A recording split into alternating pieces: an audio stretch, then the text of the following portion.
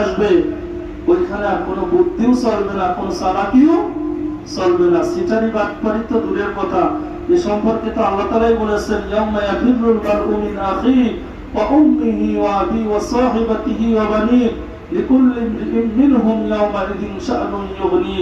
যাদের জন্য আমরা যা কিছু করেছি, সেই দিন স্বামী স্ত্রীর পরিচয় থাকবে না, সন্তান আদি পিতামাতার কারোর সাথে কোনো পরিচয় থাকবে না।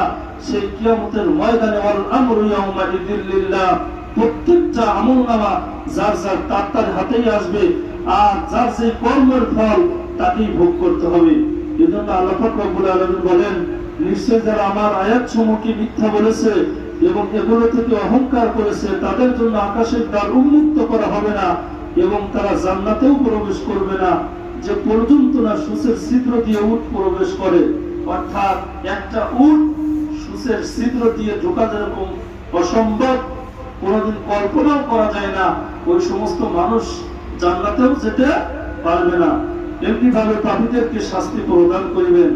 যেন আল্লাহ পাক রব্বুল আলামিন, ইন্নাল্লাহা আলা কুল্লি শাইইন কাদির, আল্লাহ তাআলা যাদেরকে শাস্তি দিবেন, উলাইকা লাহুম আযাবুন আলীম ওয়া মা লাহুম মিন নাসিরিন। আল্লাহ পাক রব্বুল আলামিন যাদেরকে শাস্তি দিবেন, কেউ তাদেরকে সহযোগিতা করতে পারবে না, সাহায্য করতে পারবে না। তাদেরকে আল্লাহ পাক রব্বুল আলামিন যাদেরকে আযাবে গ্রেফতার করবেন, সেই আযাব থেকে কেউ রেহাই পাবে না। সে সম্পর্কে আল্লাহ তাআলা বলেছেন, ইউরিদুনা আন ইয়াখরুজু মিনান নার ওয়া মা হুম বিখারিজিনা মিনহা। মানুষ জাহান্নামে যাওয়ার পরে জাহান্নাম থেকে বের হতে চাইবে, আল্লাহ পাক রব্বুল আলামিন ঘোষণা দিবেন যে জাহান্নাম থেকে বের হতে চাইলেও তারা বের হতে পারবে না। আর আল্লাহ পাক রব্বুল আলামিন বলবেন, ওয়া মা হুম বিখারিজিনা মিনহা, এটা তোমাদের হাতের কামাই, ওয়া লাহুম আযাবুম মুকিম, এটা তোমাদের চিরস্থায়ী শাস্তি। তোমরা যে কর্ম করেছো, কর্মের ফল প্রতিদান আমি তোমাদেরকে দিয়েছি। এজন্য আল্লাহ পাক রব্বুল আলামিন আমাদের সকলকে সত্যকে সত্য জেনে, মিথ্যাকে মিথ্যা জেনে, সত্য কথা বলার, সৎ পথে থাকার, সাদিকিন বান্দাদের সঙ্গী হওয়ার, মিনান নাবিয়িন ওয়াস সিদ্দিকিন ওয়াস শুহাদা ওয়াস সালিহিন, যারা সত্যবাদী, আমানতদার, সৎ ব্যবসায়ী, আল্লাহ পাক রব্বুল আলামিন তাদেরকে কিয়ামতের ময়দানে নবী রাসূল পয়গম্বরদের সাথে হাসর নাসরের ব্যবস্থা করবেন। কিয়ামতের ময়দানে আল্লাহ পাক রব্বুল আলামিন তাদেরকে বিনা হিসাবে জান্নাত দিবেন। এইজন্য আল্লাহ পাক রব্বুল আলামিন আমাদের সকলকে যেন বেশি বেশি সত্য কথা বলার, সৎ পথে থাকার, নবী রাসূল পয়গম্বরদের যেই পথ, যেই মত, ওই কথা আমাদেরকে বেশি বেশি চলার তৌফিক দান করেন। সকলে বলি আমিন। আকুলু কওলি হাযা ওয়া আস্তাগফিরুহু ইন্নাহু হুয়াল গফুরুর রহিম।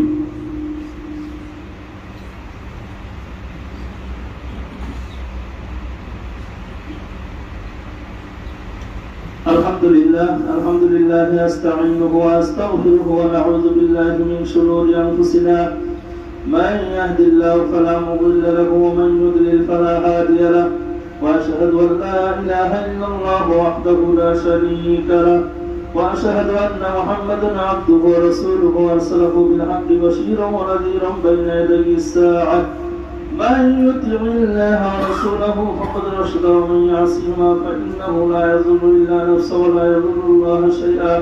أعوذ بالله من الشيطان الرجيم. إن الله وملائكته يصلون على النبي يا أيها الذين آمنوا صلوا عليه وسلموا تسليما.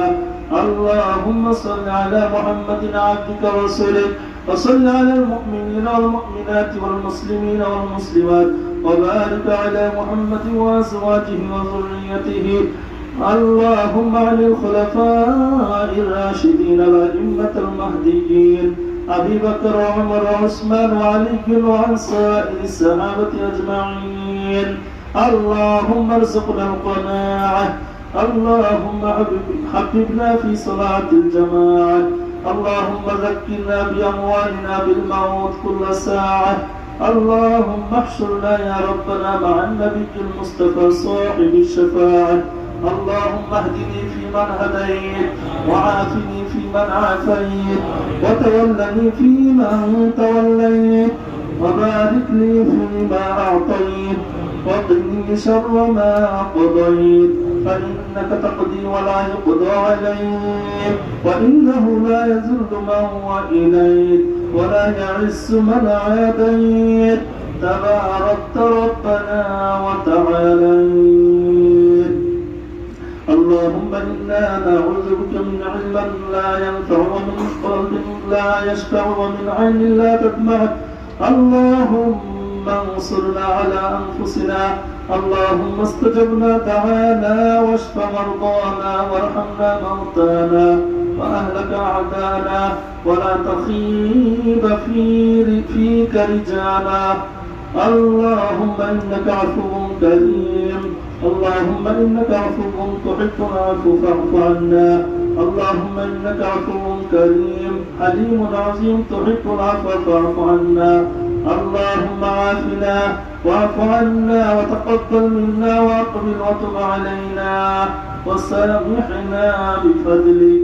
اللهم انصر على أنفسنا.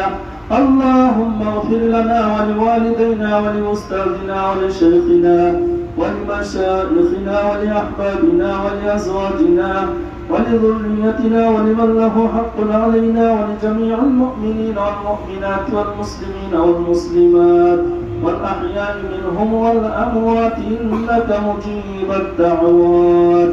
ربنا آتنا في الدنيا حسنة وفي الآخرة حسنة وقنا عذاب النار. رب اغفر لي ولوالدي وللمؤمنين يوم يقوم الحساب.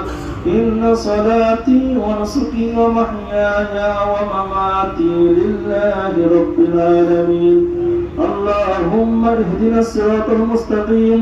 اللهم رب ارحمهما كما ربياني صغيرا. اللهم اجعل هذا البلد آمنا مطمئنا سخاء رخاء دار عدل وإيمان وسائر بلاد المسلمين. وآخر دعوانا الحمد لله رب العالمين. أقم الصلاة.